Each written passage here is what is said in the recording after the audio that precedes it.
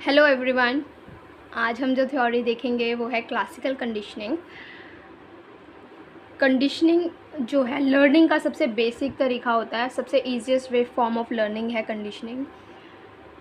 Conditioning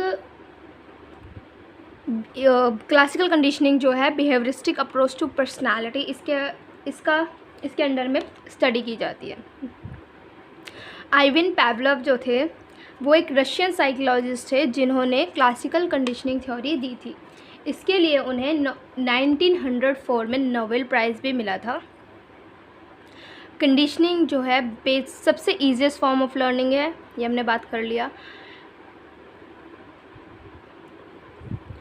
conditioning के कुछ basic terms जो कि आइविन पावलोव ने दिए थे, स्टिमुलस एंड रिस्पॉन्स। स्टिमुलस क्या होता है? स्टिमुलस होता है कोई भी चीज़ जिसको देख के एक पर्टिकुलर रिस्पॉन्स आता है, ठीक है।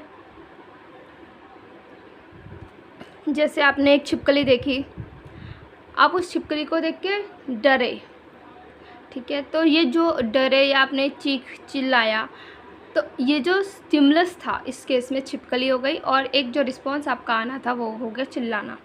तो स्टिमुलस कुछ भी हो सकता है जिससे आपका एक रिस्पॉन्स जनरेट होता है। और ये जो कंडीशनिंग होती है ये स्टिमुलस और रिस्पॉन्स के बीच में होती है, ठीक है, इसको कंडीशनिंग बोलते हैं। तो क्लासिकल कंडीशनिंग क्या है? क्लासिकल कंडीशनिंग में हम स्टिमुलस और रिस्पॉन्स दोनों के बीच में कंडीशनिंग कर देते हैं जिससे एक पर्टिकुलर रिस्पॉन्स आता है। अब कंडीशनिंग हटाई भी जा सकती है, कंडीशनिंग को दोबारा किया भी जा सकता है, ठीक है। हटाई कैसे जा सकती है?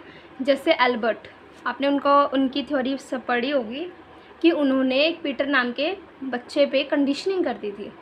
जैसे ही वो एक रैबिट को देखता था वो डरने लग जाता था। डरता क्यों था? क्योंकि उन्होंने उस रैबिट की कंडीशनिंग, बच्चे की कंडीशनिंग जो थी, रैबिट और एक लाउड साउंड दोनों को इस तरह से किया कि बच्चा डरने लग गया, ठीक है। तो इसके बारे में और आगे जब एल्बर्ट की ये थ्योरी पढ़ेंगे उसके बारे तब समझेंगे इसको। अभी ये है कि कंडीशनिंग जो है हटाई भी जा सकती है और कंडीशनिंग दोबारा से की भी जा सकती है।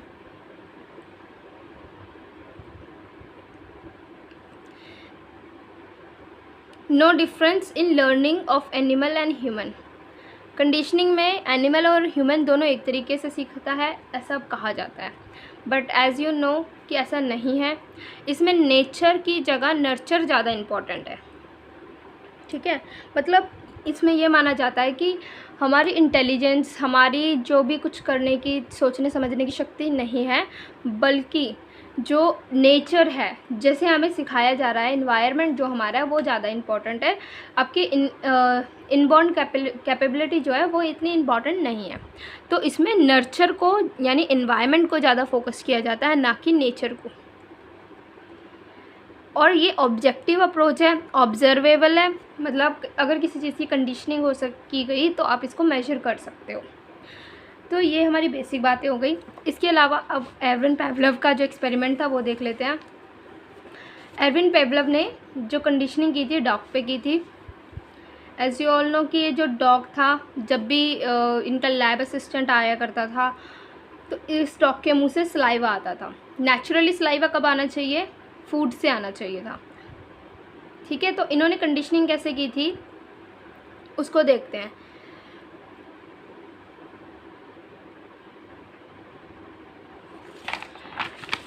इसको ऐसे समझ सकते हो, जब भी आप भूखे होते हो तो अगर आपको फूड दिखता है तो जो आपके मुंह में सलाइवा आता है यानी राल आती है, तो वो एक नेचुरल थिंग है, उसका आना एक नेचुरल प्रोसेस है। बट जैसे स्कूल में होता है, रिसेस बेल जब होती है तो हमारा जो रिसेस बेल सुन के ही हमारे मुंह में सलाइवा आना लग जाता है। तो हमारी एक कंडीशनिंग हो चुकी है, जो हमारा रिस्पॉन्स फूड के लिए आना चाहिए था वो रिस्पॉन्स हमारा रिसेस बेल जब स्कूल में होती थी तभी हमारा आने लग जाता था, ठीक है। तो इसी तरह से इन्होंने इस डॉग की कंडीशनिंग की थी। इसमें ये क्या किया था इन्होंने, फूड, बेल, ठीक है, ये दोनों एक साथ में प्रेजेंट किए, मतलब इन फ्रैक्शन ऑफ सेकेंड का अंतर था। जैसे डॉग है, इस केस में क्या था कि इसमें डॉग को चेन ऑफ स्टिमुलस दिए गए। चेन ऑफ स्टिमुलस मतलब एक चीज़ को बहुत बार रिपीट किया गया। कंडीशनिंग एक ही बार में नहीं होती है, इसके लिए मल्टीपल एफर्ट्स करने पड़ते हैं, उस चीज़ को मल्टीपल बार रिपीट करना पड़ता है।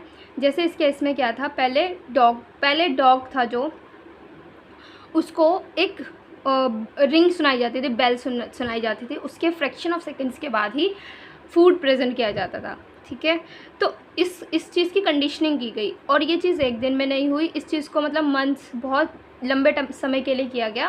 पहले बेल बजती थी, उसके कुछ सेकंड्स के बाद में फूड आया करता था। तो ये चीज़ उन्होंने बहुत बार की, तो देखा कि जो सलाइवा आने का रिस्पॉन्स है डॉग का, जो कि फूड की वजह से आना चाहिए था, बट अगर अब वो रिंग बजती है या वो बेल बजती है तो वो सलाइवा उस बेल की वजह से भी आ जाता है।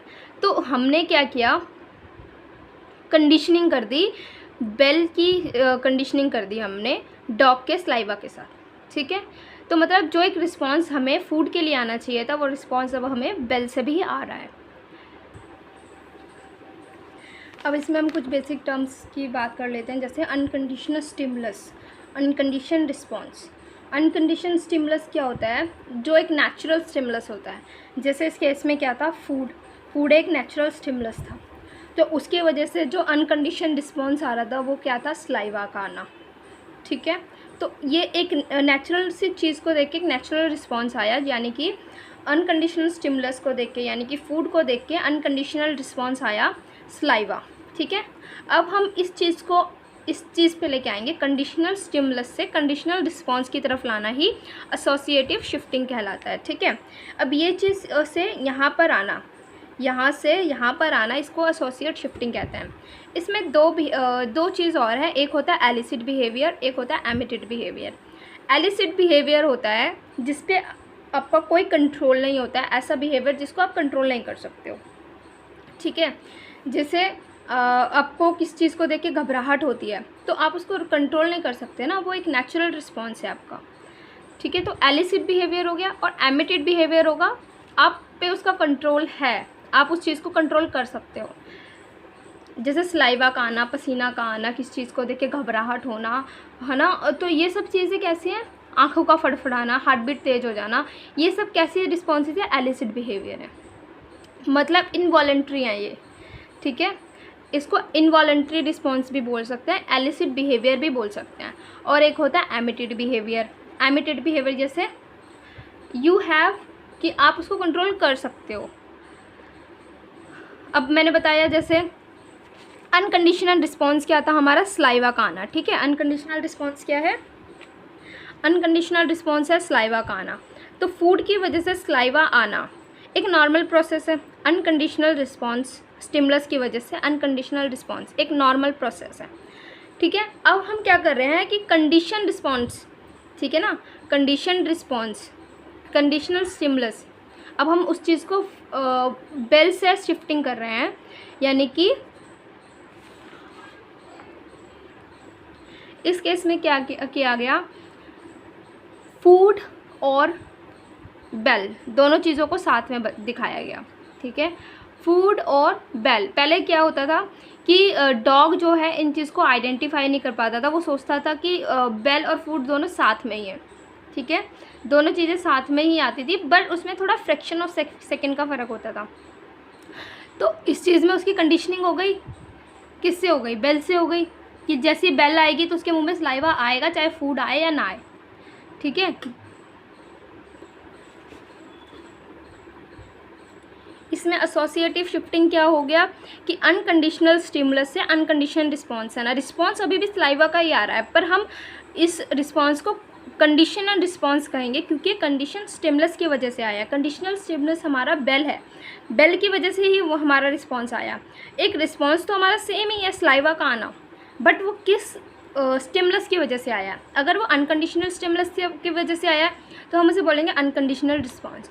अगर वो कंडीशनल स्टिमुलस की वजह से आया तो उसे हम बोलेंगे कंडीशनल रिस्पॉन्स। तो इस चीज़ से यहाँ तक आने का प्रोसेस ही एसोसिएटिव शिफ्टिंग कहलाता है। आई होप यू अंडरस्टैंड कि क्लासिकल कंडीशनिंग की जो बेसिक बातें अभी हमने कर ली हैं, इसके नेक्स्ट वीडियो जो आएगी उसमें हम इसके आगे के जो पॉइंट्स हैं उसके बारे में बात कर लेंगे। Thank you so much.